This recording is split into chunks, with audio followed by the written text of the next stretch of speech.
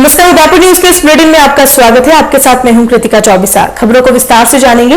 फिलहाल एक नजर दिन भर की बड़ी खबरों पर। केंद्र और प्रदेश में दंगाइयों की सरकार, हार्दिक ने कहा अपराधी है अमित शाह और कटारिया।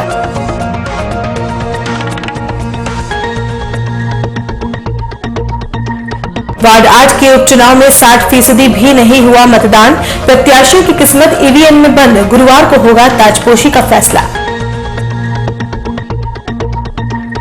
देश भर में सैटेलाइट फोन के साथ घूमता रहा अमेरिकी जोड़ा, एयरपोर्ट पर जांच में आया सामने।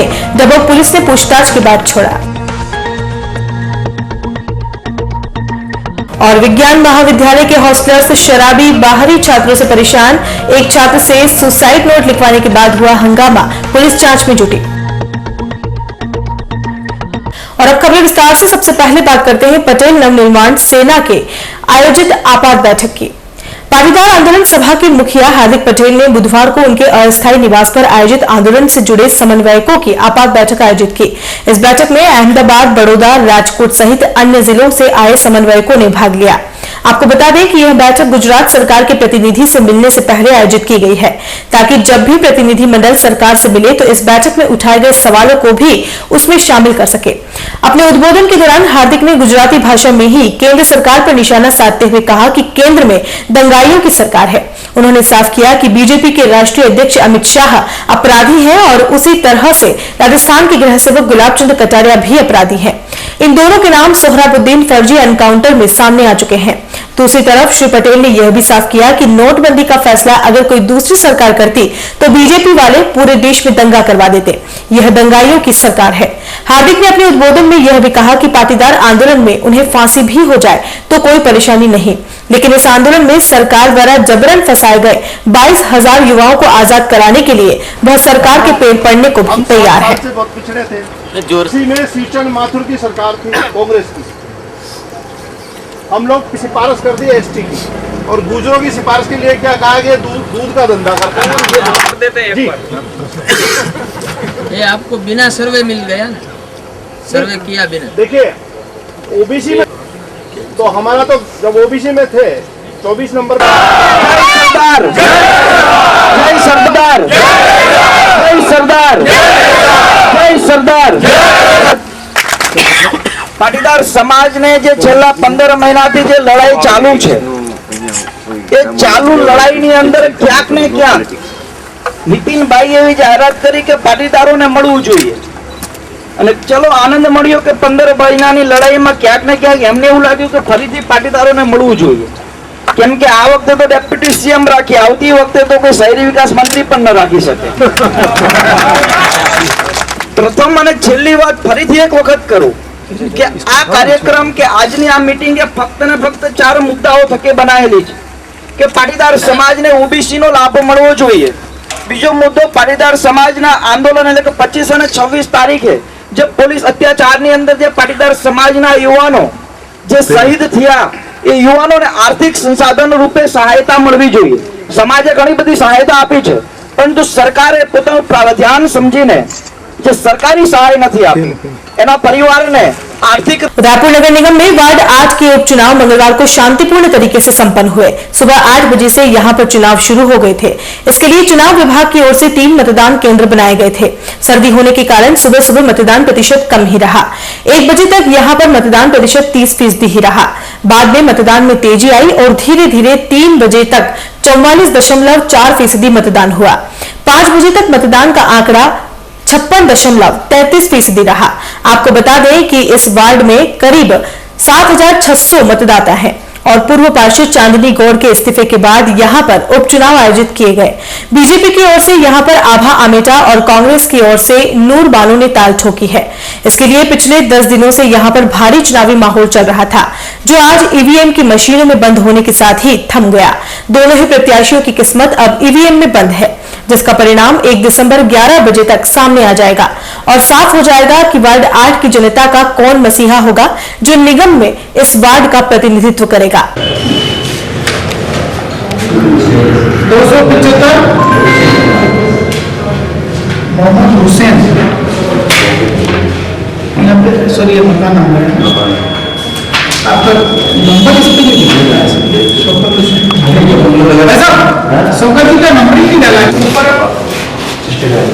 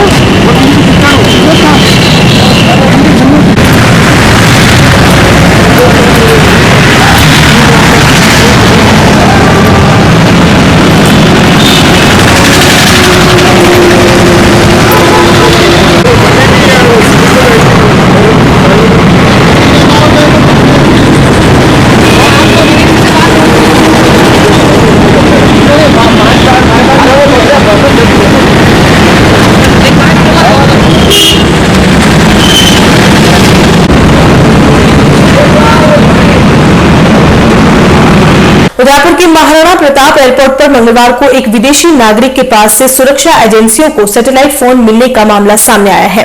अमेरिका से भारत भ्रमण पर आए रॉबर्ट फ्रीमन नाम के व्यक्ति के पास सैटेलाइट फोन मिलने से एयरपोर्ट पर मौजूद CISF के अधिकारियों ने उसे हिरासत में लिया। दरअसल ये विदेशी नागरिक 2 दिन उदयपुर घूमने के बाद आज इंडिगो की फ्लाइट से मुंबई जा रहा था। इस दौरान सुरक्षा के लिए वहां मौजूद CISF के जवानों ने उनकी तलाशी ली तो उसके पास से सैटेलाइट फोन बरामद हुआ। घटना की जानकारी मिलने पर डबोक पुलिस के अधिकारी भी मौके पर पहुंचे और अमेरिकन नागरिक रॉबर्ट को पूछताछ के लिए डबोक थाने पर लेकर आए। डबोक पुलिस ने इस दौरान विदेशी नागरिक से करीब 3 घंटे तक पूछताछ की, लेकिन किसी भी प्रकार की गंभीर बात सामने नहीं आई। इस मामले पर डबोक पुलिस ने थानाधिकारी वीरेंद्र आड़ा ने साफ किया कि विदेशी नागरिक से हुई पूछताछ में सामने आया है यह सैटेलाइट फोन गलती से उसके साथ आ गया है। इस फोन का भारत देश में कहीं पर भी उपयोग नहीं करने की बात सामने आई है। पुलिस द्वारा इस मामले में सैटेलाइट सर्विस प्रोवाइडर से भी जानकारी जुटाई गई।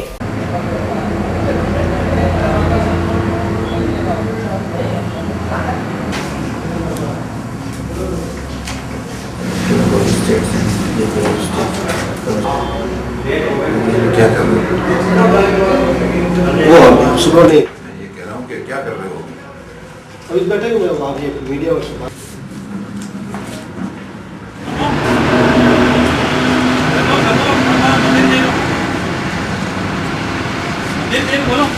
एक US नागरिक हैं रॉबर्ट फ्रीमन स्पेंडल, जो आज उदयपुर से मुंबई के लिए ट्रैवल कर रहे थे इंडिगो की फ्लाइट से।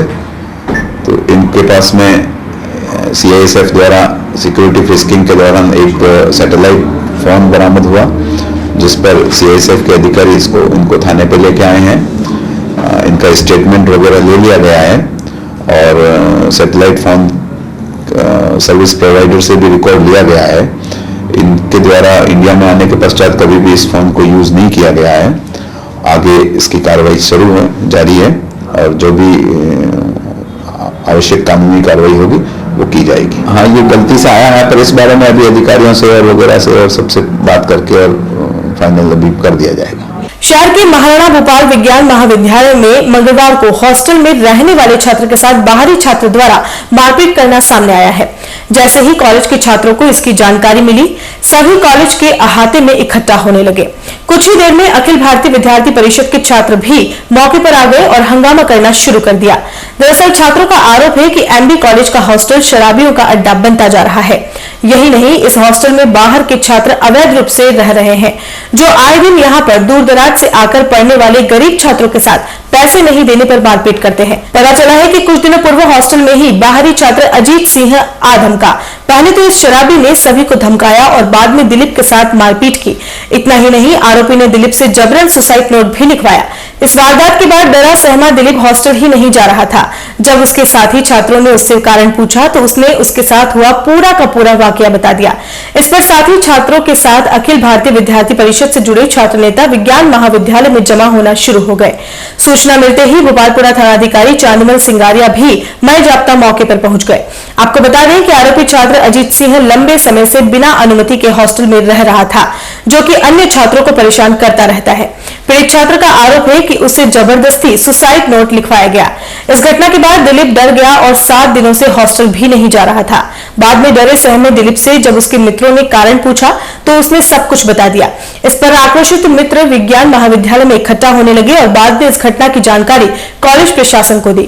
बाद में वार्डन की रिपोर्ट के आधार पर भोपालपुरा थाना पुलिस ने अनुसंधान प्रारंभ कर दिया है।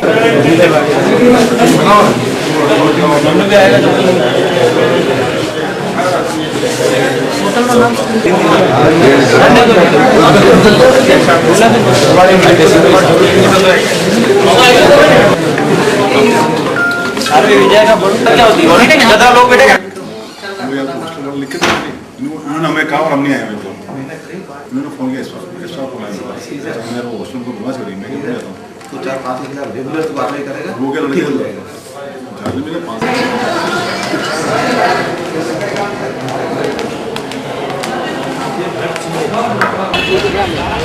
वहाँ पे बहुत दिनों से अजीत सिंह वाघेला नाम का एक व्यक्ति मेरे को रोज परेशान करता है। बहुत बार तो मेरे से 100 रुपये ले गया है, 100 रुपये ले गया वो।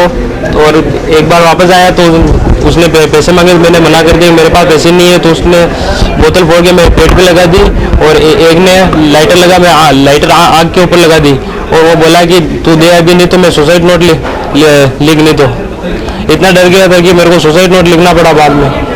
अगले दिन मैं कॉलेज के लिए आया तो उसने गेट के ऊपर ही रोक दिया मेरे को, नहीं तू कॉलेज नहीं जाएगा।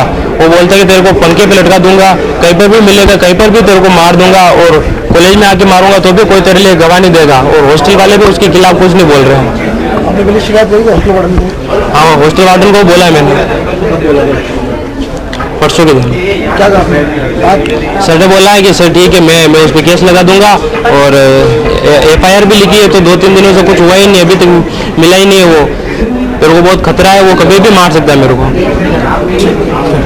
दारू पी के आया था, उसने बहुत सारी गालियाँ भी दी, जातिगत गालियाँ दी उसने। और वो बोलता है मैं मणियासुर में हूँ और मेरे ऊपर बहुत से मर्डर है और तो अगर पुलिस थाने जाएगा तो भी वो पुलिस वाले भी कुछ नहीं कर पाएंगे मेरा। सुसाइड नोट में लिखा है मैं दिलीप राव डिप्रेशन में, पढ़ाई के डिप्रेशन में आके मैं सुसाइड कर रहा हूँ। इसमें माता पिता का कोई दबाव नहीं है और MB हॉस्टल के छात्रों का कोई दबाव नहीं है। मैं सिग्नेचर करवा लिए और वो नोट उसी के पास है, अभी तक उसी के पास है और कुछ भी कभी भी कुछ भी कर सकता है मेरे साथ। स्वरूप विलास होटल में काम करता है वो। क्या मामला है? कॉलेज प्रशासन से सूचना मिली कि साइंस कॉलेज में कोई MB हॉस्टल में कोई लड़का रहता था अनऑथराइज, जो दूसरे सामान्य छात्रों से बदतमीजी और आवारागर्दी करता है। उसके खिलाफ आवश्यक रिपोर्ट लेकर कार्रवाई की जाएगी और हॉस्टल की सुरक्षा व्यवस्था में जो भी मीमांसा कार्रवाई वो की जाएगी। सुसाइड नोट लिखवाने के बाद सामने आएगा, किस तरह का किया जाएगा? अभी तक तो पूछताछ अनुसंधान पे मालूम पड़ेगा ऐसा हुआ या नहीं हुआ, तो जो भी होगा अगर उचित कानूनी कार्रवाई की जाएगी। लड़का कहाँ है? भाग गया है? वो तो कोई नॉन कोविड है, लड़का नॉन कोविड बता रहे हैं, कोई स्टूडेंट तो है नहीं। तो उसके बारे में आवश्यक जो भी तफ्तीश करके फिर बताएंगे। महाराणा भोपाल विज्ञान महाविद्यालय के हॉस्टल में और भी कई छात्र बिना अनुमति के रह रहे हैं। वार्डन और प्रशासन की अनदेखी की वजह से बिना अनुमति के रहने वाले छात्रों ने दूर दराज से आने वाले गरीब छात्रों का जीना दूभर कर रखा है। शिक्षा के मंदिर में दारू पार्टियां करना और छात्रों की रैगिंग लेना यहां आम बात हो गया है। जब वार्डन से बिना अनुमति के छात्रों का हॉस्टल में रहने का सवाल किया गया तो वह बगली झांकने लगे और इस सवाल से बचते रहे। हाँ, वार्डन ने यह जरूर माना कि अजीत सिंह शराब के नशे में आया था और पहले भी इस तरह की हरकत कर चुका है। वार्डन अजीत सिंह ने साफ किया कि कई बार इसकी शिकायत प्रशासन को भी गई, लेकिन किसी ने एक न सुनी। जो भी अभी घटना हुई है इस बारे में मैंने रिपोर्ट दे चुका हूँ। घटना ये हुई है कि एक लड़के के साथ में मारपीट हुई है और उसका नाम है दिलीप कुमार भांड करके नाम है लड़के का, और जो मारपीट करने वाला है उसका नाम है अजीत सिंह सोलंकी। उसके खिलाफ मैंने 2014 जब मैंने हॉस्टल ज्वाइन किया था उस समय भी एसपी साहब को रिपोर्ट दी थी, जब तत्कालीन एसपी अजयपाल लांबा साहब थे और एसपी साहब से कार्रवाई कर रही थी, उसको हॉस्टल से भगाया था मैंने और मुझे पता था ये असामाजिक तत्व है। और अब क्या है कि ये समय समय पर जैसे वो कार्रवाई होती है तो वो चला जाता है हॉस्टल छोड़ करके, लेकिन वापस पता नहीं वो हॉस्टल में ताला तोड़ करके मतलब रहने लग जाता है वो लड़का। और हॉस्टल में अभी फिलहाल 15 लड़के हैं मेरे पास में इलीगल तौर पर। अभी फिलहाल वो अजीत सिंह था और उसको अभी मतलब हॉस्टल से मतलब क्या वो जैसे ही रिपोर्ट मतलब दी है उसके बाद वो मतलब हॉस्टल छोड़ कर चला गया। वो रूम नंबर 100 नंबर है और उस कमरे की जो कुंडी है वो भी तोड़ दी है और उसको मैंने ठीक करवा के वापस लॉक लगाया था, लेकिन वो ताला भी तोड़ देता है और कुंडी भी तोड़ करके चला जाता है। वो रेगुलर नहीं रहता है वो लड़का, वो मतलब बीच में आना जाना मतलब करता है, क्योंकि रेगुलर जगह में मतलब रहने नहीं देता। जिम्मेदारी मेरी जिम्मेदारी है तो मैंने किया है, मैंने सर किया है, ये रिपोर्ट आप देख लीजिए, मैंने किया है। मैं ऐसी बात नहीं है, हाँ पुलिस का पूरा सहयोग मिलता है इसमें। कैसे हो सकता है ऐसा कि आप चाहेंगे हाँ वो जो लड़के हैं वो एमएससी के अंदर है और एमएससी में रेगुलर एडमिशन है उनका, बस उनका फॉर्म अभी उन्होंने टाइम पर भरा नहीं इसलिए उनको मैंने परमिशन दे रखी है। बाकी इलीगल जी शराब के नशे में आता है। हाँ शराब के नशे में था वो और हाँ बिल्कुल करते हैं ना सर। तो वो ये बिल्कुल वो तो शराब के नशे में वो लड़का था, उसने इसकी जबरदस्ती लिखा है। और बुलेटिन में यहाँ रुकेंगे एक ब्रेक के लिए, आप देखते रहिए उदयपुर न्यूज। नए रिश्तों की मुस्कुराहट हम बखूबी समझते हैं, भरोसे के हर इम्तिहान में हम खरे उतरते हैं। जिंदगी की शाम होने से पहले यहाँ खुशियों के चिराग जलते हैं। खुशनुमा माहौल में यहाँ दिल के इरादे झलकते हैं, अनकहे जज्बातों को भी हम खूब समझते हैं। We at Geetanjali Hospital serve to see the smile on your face, world-class infrastructure and all the specialities covering from common cold to cancer, accident, maternity, cardiology and compassionate doctors with holistic patient care. Geetanjali Hospital, health is happy.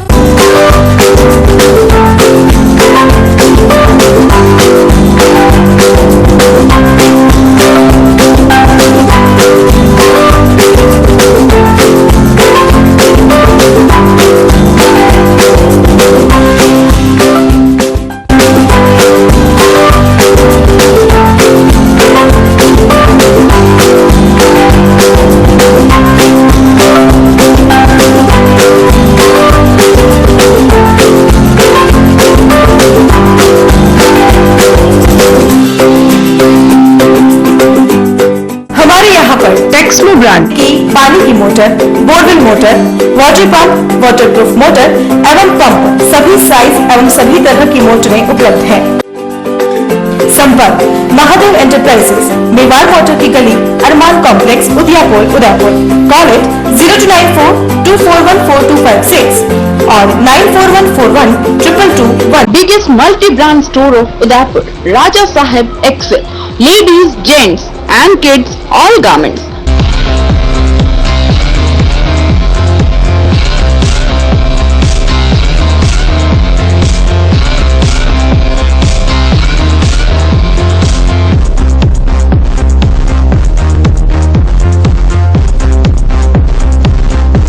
Fort 11 Bhopalpura opposite Gattani Hospital, Udaipur. Call at 029424110066. Royal Motors लगातार 30 वर्षों से आपकी सेवा में। Hero मोटरस्कॉप का सबसे बड़ा एवं अत्याधुनिक शोरूम एवं वर्कशॉप, जहां आपको मिलेंगी विश्व स्तरीय सर्विस एवं जनरल पार्ट की सुविधा। हीरो मोटरस्कॉप के सभी मॉडल उपलब्ध। बुकिंग का लाभ उठाएं। Royal Motors company 57 Panchavati Udaipur. Phone 24263838। Royal Hyundai लगातार 7 वर्षों से आपकी सेवा में। हुंडई के सभी मॉडल उपलब्ध। बुकिंग का लाभ उठाएं। आइए अपनी पसंद का मॉडल ले जाइए। एक्सचेंज व फाइनेंस सुविधा उपलब्ध। अधिकृत विक्रेता रॉयल हुंडई 15A ट्रांसपोर्ट नगर, गोवर्धन विलास, बाईपास के नजदीक, उदयपुर। फोन 26404552। मनामा मोटर्स लगातार 24 वर्षों से आपकी सेवा में। शहर के मध्य हीरो मोटरकॉर्प का सबसे भव्य एवं विस्तृत शोरूम व वर्कशॉप, जहां आपको मिलेगी अपने हीरो पर विश्व स्तरीय सर्विस एवं जनरल पार्ट की सुविधा। हीरो मोटरकॉर्प के सभी मॉडल सभी रंगों में उपलब्ध। सर्व सुविधा युक्त वर्कशॉप एवं शोरूम हुसैन मुस्तफा की देखरेख में। बुकिंग का लाभ उठाएं। मनामा मोटर्स BN कॉलेज के सामने, उदयपुर।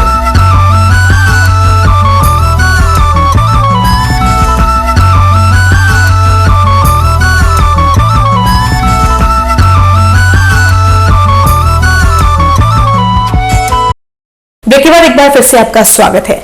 मोदी सरकार का लगातार विरोध कर रही आम आदमी पार्टी अब भी पीछे नहीं रह रही है। दिल्ली में जहां केजरीवाल सरकार लगातार विरोध बनाए हुए है, वहीं देश में आम आदमी पार्टी से जुड़े कार्यकर्ता अपने हिसाब से विरोध प्रदर्शन में शामिल हो रहे हैं। इस कड़ी में मंगलवार को लेक सिटी प्रेस क्लब में आम आदमी पार्टी राजस्थान के बैनर तले एक प्रेस वार्ता का आयोजन किया गया, जिसमें जनता से जुड़े 7 सवालों का जवाब हुक्मरानों से मांगा गया। इनमें मुख्य रूप से आदित्य बिरला और सहारा समूह के कार्यालयों से आयकर अधिकारियों ने जो डायरियां जब्त की थी, उनमें तत्कालीन गुजरात की मोदी सरकार पर भारी मात्रा में पैसे लेना शामिल था। इसकी निष्पक्ष जांच की मांग की गई। प्रधान सेवक मोदी ने कुछ कंपनियों के करीब 1,14,000 करोड़ का कर्ज माफ कर दिया। वो किसके दबाव में आने पर किया? 8 नवंबर के बाद आम आदमी ने 7 लाख करोड़ रुपया जमा करवाया है, जिसका उपयोग मोदी सरकार कई उद्यमियों का कर्जा माफ करने में कर रही है। इसी तरह के करीब 7 सवालों के जवाब इन कार्यकर्ताओं ने मोदी सरकार से इस प्रेस वार्ता के समक्ष मांगे हैं। आम आदमी पार्टी 7 सवाल कर रही है जनता से, जैसे मोदी सरकार ने 10 सवाल किए थे। पहला सवाल यह कि आदित्य बिरला ग्रुप और सहारा ग्रुप पर जो इनकम टैक्स के छापे पड़े और उसमें जो पेपर मिले उसके हिसाब से 25 करोड़ रुपए आदित्य बिरला ग्रुप से और 40 करोड़ रुपए सहारा ग्रुप से मोदी खुद ने लिया है। तो ऐसे में इसकी जांच होनी चाहिए। जनता हमारे मांग से सहमत है या नहीं है, पहला हमारा सवाल ये है। दूसरा सवाल ये है कि 1,14,000 करोड़ के जो कर्जे माफ किए मोदी ने अरबपतियों के, किसान के माफ नहीं किए, इसकी भी जांच होनी चाहिए। तीसरा सवाल हमारा ये है कि अभी हाल ही में जो 7,000 करोड़ रुपए SBI ने माफ किया, जिसमें 1,200 करोड़ रुपए विजय मल्ल्या का है, इसकी भी जांच होनी चाहिए। चौथी हमारी मांग है कि बचे हुए 7 लाख करोड़ को माफ करने के लिए ये जो पूरा खेल चल रहा है देश में, इसमें 10 लाख करोड़ रुपए 11 लाख करोड़ रुपए आने की आशा है, तो ये भी गलत है, इसकी भी जांच होनी चाहिए और ये बंद होना चाहिए। पांचवी हमारी मांग ये है कि 8 लाख करोड़ जिनका बाकी है, मोदी सरकार को सख्ती से उनसे वसूली करनी चाहिए, जैसे किसान से, गरीब से वसूली करती है। छठी हमारी मांग ये है कि स्विट्जरलैंड के 700 खाते जो भारत के चोर लोगों के हैं, उनके नाम सरकार के पास आ गए। सरकार वो नाम भी बतावे, उनकी जांच भी करे, क्योंकि वादा 2.5 साल पहले किया था चुनाव के समय, लेकिन पैसा किसी को मिला नहीं है। और आखिरी 7वीं मांग हमारी ये है कि मोदी सरकार ने चुनाव के पहले मोदी जी ने खुद में वादे किए थे 80 लाख करोड़ का काला धन विदेशों में पड़ा है। 2.5 साल हो गए, आधा समय निकल गया है, उसकी जांच कराइए, क्या हुआ, किसका पैसा पड़ा है, पैसा भी तक आया नहीं है। ये हमारी 7 मांगे हैं, 7 सवाल है जनता से जैसे गुमराह करके सर्वेक्षण किया मोदी ने, हम भी चाहते हैं कि जनता बताए मोदी सरकार को कि वो संतुष्ट नहीं है इससे जो कुछ देश में चल रहा है। आम आदमी पार्टी राजस्थान की ओर से शहर के लेक सिटी प्रेस क्लब में आयोजित प्रेस वार्ता के दौरान आयोजकों ने आरोप लगाया है कि मोदी सरकार भारत का सबसे बड़ा घोटाला कर रही है। उद्योगपतियों को फायदा पहुंचाने के लिए देश की जनता बैंकों में लाइनों में खड़ा होने पर मजबूर कर दिया है, जहां लोग जान तक गंवा रहे हैं। नोटबंदी की वजह से देश में अफरा तफरी का माहौल बना हुआ है। लोगों के पास रोटी सब्जी खरीदने के लिए पैसे नहीं है, बच्चों के लिए दूध लाने के पैसे नहीं है, तो जो बीमार हैं उनके लिए दवा लाने के पैसे तक नहीं है। नोटबंदी का यह फैसला वाकई भ्रष्टाचार के खिलाफ होता तो सभी पार्टियां केंद्र सरकार का साथ देती, लेकिन मोदी सरकार नोटबंदी की आड़ में आजाद भारत का सबसे बड़ा घोटाला कर रही है। 500 और 1000 का नोट बंद करके 2000 का नोट लाने से भ्रष्टाचार कैसे खत्म होगा? मिसाल के तौर पर अगर पहले किसी को 1 लाख रुपए की रिश्वत देनी होती थी तो वह 1000 के 100 नोट लेकर जाता था, अब उसे सिर्फ 2000 के 50 नोट ही ले जाने पड़ेंगे। जितनी जगह में भ्रष्टाचारी 100 करोड़ रुपए छिपा लिया करते थे, उतनी जगह में वो 200 करोड़ रुपए छिपाने लगेंगे। नोटबंदी के मुद्दे में हमने आम आदमी पार्टी राजस्थान की तरफ से प्रेस वार्ता रखी है, जिसमें हम ये कहना चाहते हैं आजाद भारत का ये सबसे बड़ा घोटाला है। 8 लाख करोड़ का घोटाला है। गरीब के पैसे से अमीर लोगों के कर्जे माफी का घोटाला है इसमें। भारत के कुछ चंद मुट्ठी पर उद्योगपतियों ने, अरबपतियों ने 8 लाख करोड़ का जो कर्जा चुकाया नहीं है बैंकों का, उससे सारे बैंक खोखले हो गए हैं। ये सारे उद्योगपति कांग्रेस भाजपा को चंदा देते रहते हैं, तो उनका दबाव मोदी सरकार पर है कि हमने आपको चंदा दिया है, आपकी पार्टी को चाय बेचने से चली नहीं है, तो इस वक्त कर्जा माफ कराइए। तो मोदी ने षड्यंत्र रचा जिसमें 500,000 का नोट बंद करने से 135 करोड़ की सारी आबादी अपने घर में पड़ा हुआ सारा पैसा बैंक में जमा करा रही है। सरकार को आशा है करीब 10-11 लाख करोड़ रुपए जमा हो जाएगा। 1,14,000 करोड़ मोदी सरकार ने पिछले 2.5 साल में इन उद्योगपतियों को माफ कर दिए हैं।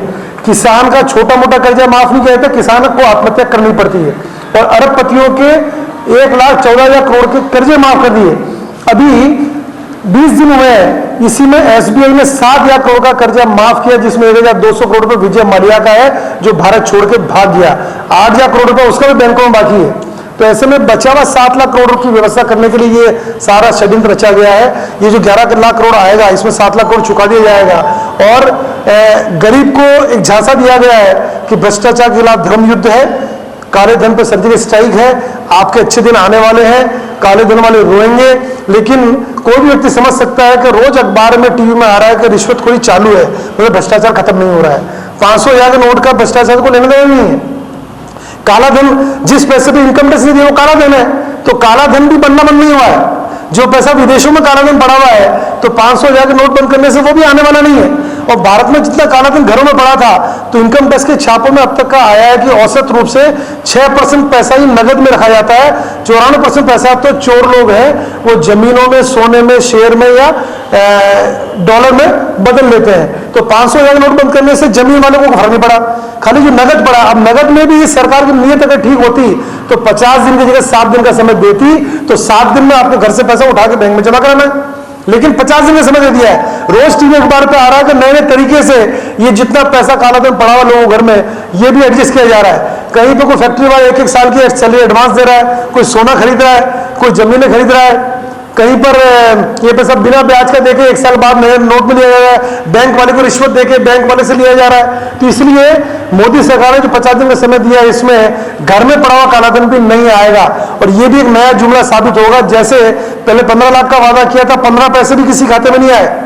अभी भी गरीब ये सोच रहा है कि शायद देखो चलो हमारे को तो भगवान ने कम लिखा था, ये अमीर की वाट लगी, अमीर के घर से पैसा निकलेगा, हमारे इसमें आ जाएगा। जैसे जैसे दिन निकल रहे हैं, गरीबों को भी एहसास हो रहा है यार कि अमीर के तो चेहरे पे शिकन ही नहीं है। जिसे काला धन भ्रष्टाचार इसने किया है, वो तो अभी भी उसके शान शौकत। अखिल राजस्थान राज्य कर्मचारी संघ के बैनर तले मंगलवार को जिला कलेक्ट्रेट पर प्रदर्शन किया गया। इनकी मांग थी कि केंद्र सरकार ने 7वां वेतन आयोग जनवरी 2016 से लागू हो गया था, लेकिन राज्य सरकार ने अभी तक इस प्रदेश में लागू नहीं किया है, जिससे कर्मचारियों में भारी असंतोष व्याप्त है और सभी आंदोलन करने पर मजबूर हैं।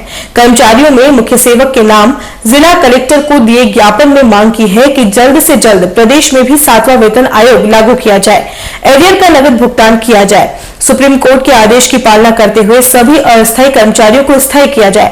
इसके साथ ही कर्मचारियों ने चेतावनी दी है कि अगर जल्द ही इनकी मांगों को नहीं माना गया तो उग्र आंदोलन किया जाएगा, जिससे होने वाले नुकसान का खामियाजा राज्य सरकार को भुगतना पड़ेगा।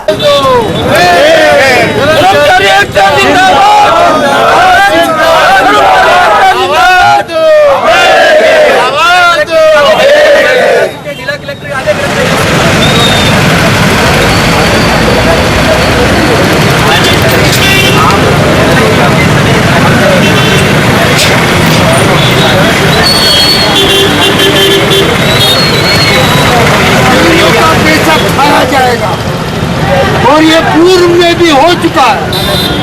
कर्मचारी संगठनों में और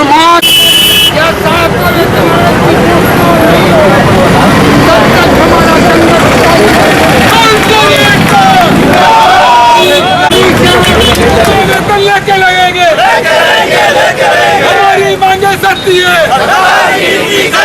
हमारी मांगे सच्ची है, अभी तुली अंगड़ाई है,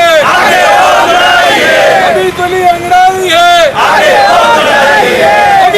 आज हमने राजस्थान की सरकार से 7वां वेतन आयोग लेने के लिए ये राजस्थान की सरकार को अवगत कराने लिए कि राजस्थान 7वां वेतन आयोग जल्दी लागू करे। संघर्ष समिति ने आज प्रदर्शन करके हम कलेक्टर साहब को ज्ञापन देंगे, मुख्यमंत्री को अवगत कराएंगे कि राजस्थान में राज्य के 7वां वेतन आयोग लागू कर दे। और इसके साथ में इस संघर्ष समिति का मेन उद्देश्य है, जितने संगठन है, जितने कर्मचारी संगठन है, सब इसमें मिलकर के कर्मचारी एकता को ताकतवर बनाए। और यही हम निवेदन करते हैं कि राजस्थान की सरकार जल्दी से जल्दी इस वेतन आयोग को लागू करे। धन्यवाद। जय भारत। 7वां वेतन आयोग सरकार दे नहीं रही है। पूरे भारत के अंदर 5 राज्यों के अंदर 7वां वेतन आयोग दिया जा चुका है। अभी निकट ही हरियाणा के अंदर 7वां वेतन आयोग दे दिया गया है। वहाँ न तो कोई समिति गठित हुई है और न कुछ भी, लेकिन उन्होंने कर्मचारियों के हितों को ध्यान में रखते हुए 7वां वेतन आयोग दे दिया है। हम भी अपने यहाँ से मांग कर रहे हैं। इसके अलावा 2004 के बाद जो कर्मचारी लगे हैं उनको पेंशन सुविधा जो पूर्व में चलती थी पुराने समय में, वो वापस लागू की जाए और सभी कर्मचारियों को समय पर 7वां वेतन आयोग दिया जाए। हम ये चाहते हैं कि जितना लेट होगा कर्मचारियों को उसका नुकसान होगा, इसलिए हम चाहते हैं कि जल्दी से जल्दी समिति गठित करें या नहीं करें। वसुंधरा सरकार से निवेदन है कि कृपया 7वां वेतन आयोग शीघ्र प्रदान करें। जय भारत, जय संगठन। उदयपुर प्रवास पर आए केंद्रीय पर्यटन सेवक महेश शर्मा ने दिल्ली के मुख्य सेवक अरविंद केजरीवाल के बयान पर पलटवार किया है। शर्मा ने केजरीवाल पर निशाना साधते हुए कहा कि केजरीवाल को टीवी में ज्यादा आने का शौक है, इसलिए वे कुछ भी बोल देते हैं। शर्मा ने साफ किया कि केजरीवाल को सोशल साइट्स पर जनता आईना दिखा चुकी है। यही नहीं, अपने बेटे की शादी पर बोलते हुए शर्मा ने कहा कि केंद्र सरकार ने शादी में खर्च करने की नहीं, बैंक से पैसा निकालने की सीमा को 2.5 लाख रुपए रखा है। वहीं उन्होंने अपने बेटे की शादी में सभी जगह चेक से पेमेंट किया है। शादी समारोह के दौरान उनकी ओर से किसी भी व्यक्ति से न तो कोई लिफाफा और न ही कोई गिफ्ट लिया गया है। शर्मा ने अरविंद केजरीवाल के आयकर अधिकारी रहने पर प्रश्न चिन्ह लगाते हुए कहा कि केजरीवाल अब समझ जाएं तो ठीक रहेगा। गौरतलब है कि केजरीवाल ने नोटबंदी को लेकर केंद्रीय सेवक महेश शर्मा को निशाने पर लेते हुए उनके बेटे की शादी में खर्च किए गए रुपये और पंडित को दिए गए पैसों को लेकर बयान दिया था। देखिए, उनका इतना मजाक उड़ चुका है, मैं देख रहा था ट्विटर पर ही। ना जाने उन्हें टीवी पे आने का शौक है या कुछ कहने का शौक होता है। पहले तो मैंने बताया कि वो मेरी बेटी की नहीं, मेरे बेटे की शादी है। दूसरा, उन्होंने पूछा कि क्या आप सभी पेमेंट चेक से करें? हमने जवाब दे दिया, हाँ करेंगे, क्योंकि दोनों तरफ के पक्षों की शादी, एक की अशोका होटल में, दूसरों की तो जाहिर सी बात है वहाँ सभी पैसा चेक से जाना है वहाँ पर। हमने शादी के अंदर किसी से कोई गिफ्ट नहीं ली। 1 रुपये हमने तिलक के ऊपर हमने शादी व्यवस्था की।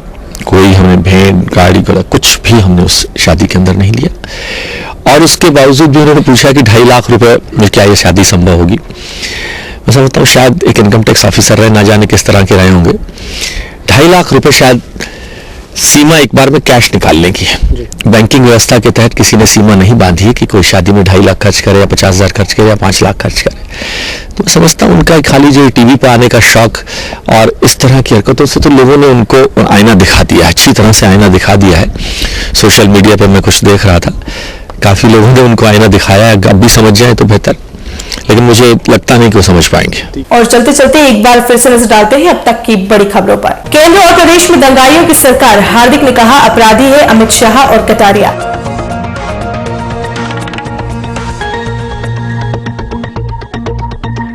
वार्ड 8 के उपचुनाव में 60% भी नहीं हुआ मतदान, प्रत्याशियों की किस्मत ईवीएम में बंद, गुरुवार को होगा ताजपोशी का फैसला।